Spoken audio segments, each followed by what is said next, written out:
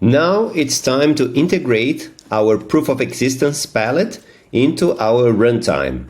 So let's see the steps that we need. The same steps that we did in the balances palette, we are going to do in the proof of existence palette. So first, we add the proof of existence field in the runtime. So let's do this. Let's go to our runtime, and then we must have another field called proof of existence. The type will be the same, proof of existence palette. We need to have it imported here, and there's an error. Let's see what error. Yeah, we need to implement the config, of course, not a problem. So once we add it, our compiler will tell us exactly what we need to do to finish this. So the first thing is that we need to create this. So let's add the new instantiation of proof of existence, the same way we did. Okay, exactly the same code. Okay, and we need to implement the config for our proof of existence. The same way we created the config for the system and for the balances, we need to implement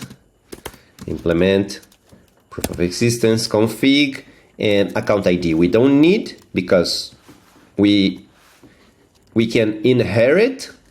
So the same way we did in the proof of existence trait that already inherits from system, so we don't need account ID, and then content will be a string, or it could be a static string. Let's leave a string for now, but it could also be a static string. So let's follow these rules here. It will be a static string. Okay,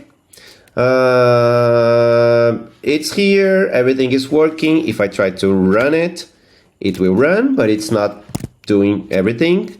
We still need to implement the config. We already did this. We created the concrete type over here, and then we implemented the content.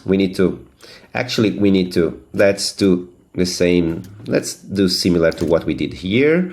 We could do this way, but it's better to follow content equals static, and let's simply follow the same approach that we did before, just for the sake of consistency. Okay, and now, okay, step 1, 2, 3 done. Then let's implement in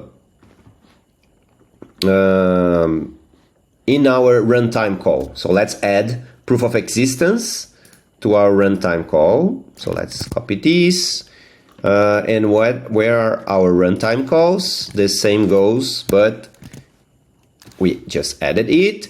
And then we're gonna route here if the same goes, exactly the same, proof of existence, and if it's a call, then dispatch to the proper palette. Perfect, very easy. A lot of copy and paste code, a lot of code that was generated by my AI, because it's very simple. It's just changing the names, and you are starting to see that there are some code duplications here or redundant code. And in the future lessons, especially in the last section, we are going to use some macros to remove these duplications and make the code even more expressive. But for now, we already have everything we need to start using the proof of existence palette in our block execution. So this is what we are going to do next.